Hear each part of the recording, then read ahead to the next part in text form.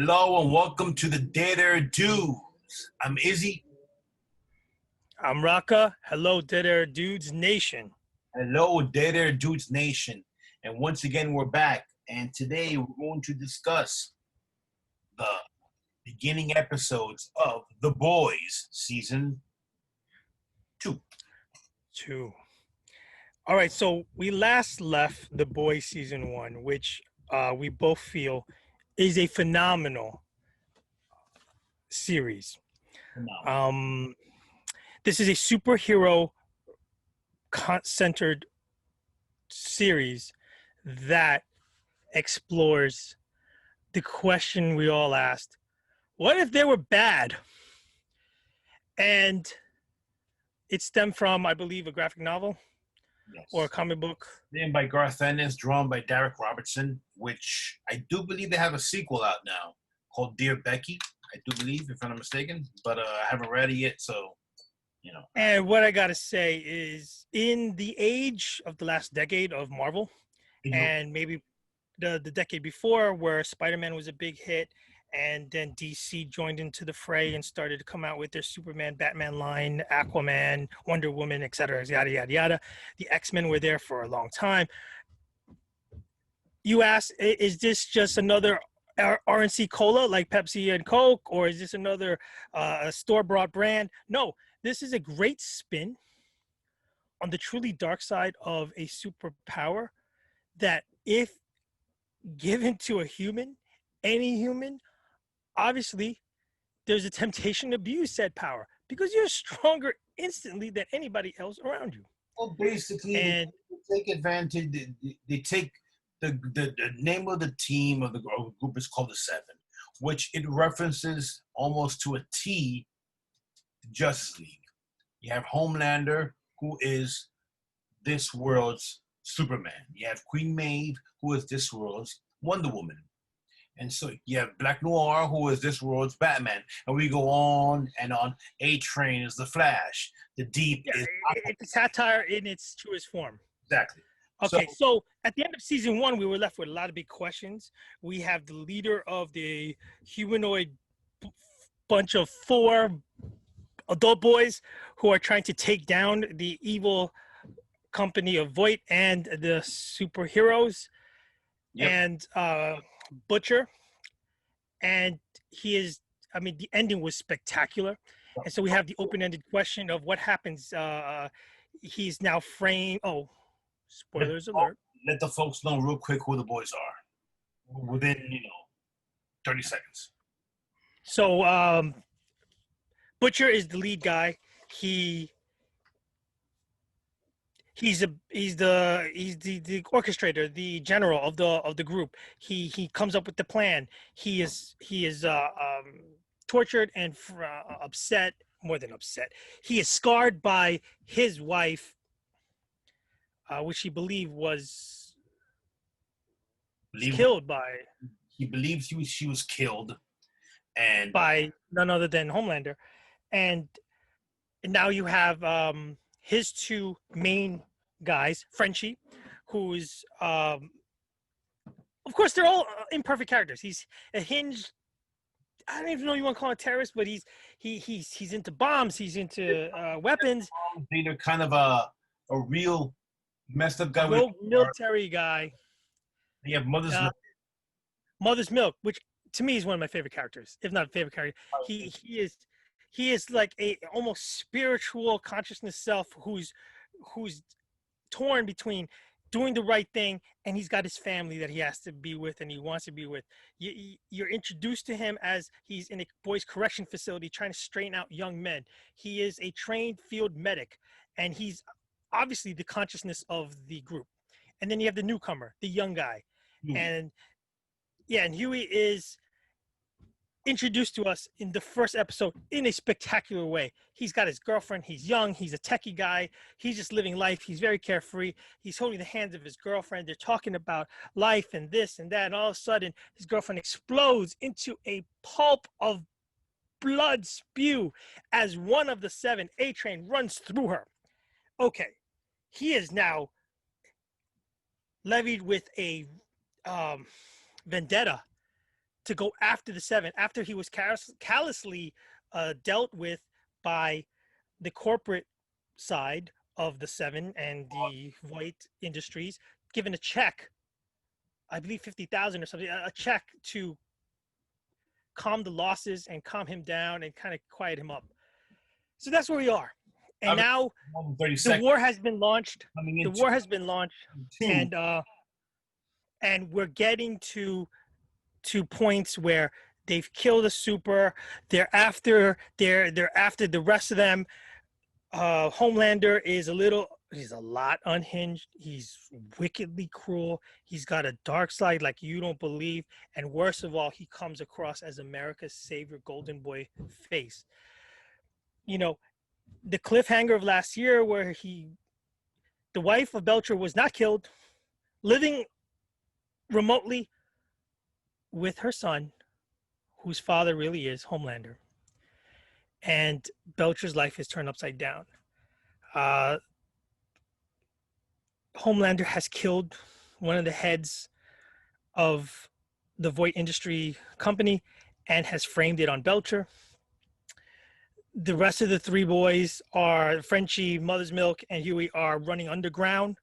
They come across another, I don't want to say the word mutant, another superhero who's been forced to take the drug that makes them all super, which is Compound V.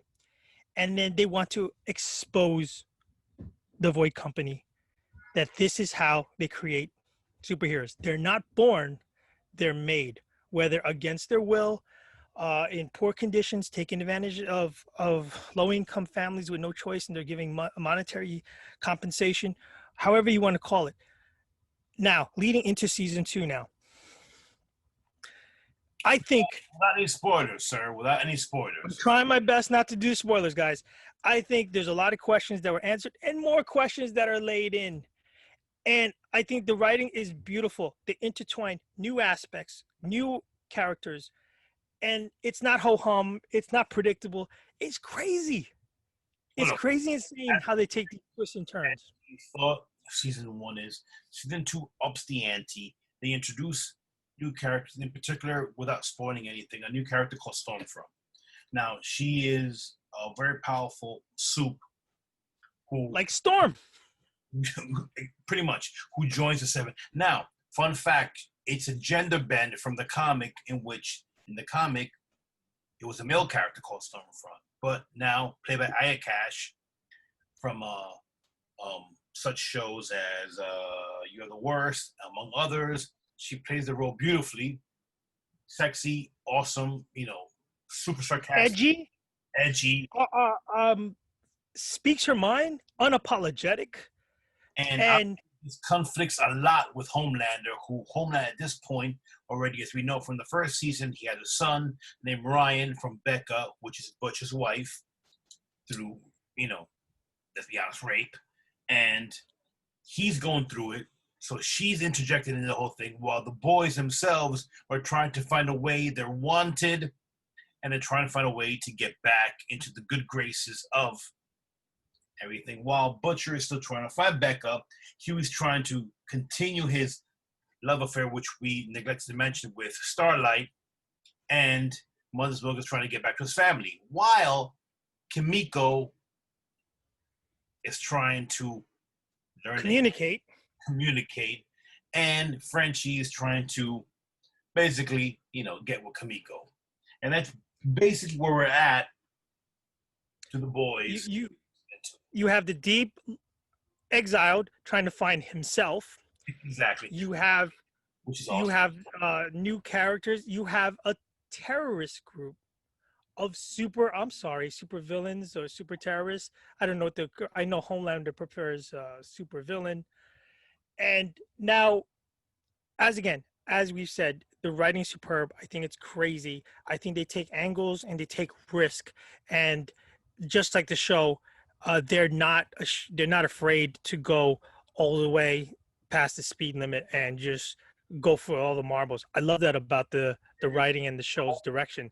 They touch everything from hashtag Me Too to even a tidbit about racial stereotypes, about the corporate ladder, about conspiracy theories, about umbrella pharmaceutical companies. I mean, I'm not saying anything that's not already there that you don't know, but I think it's the manner in which they deliver it.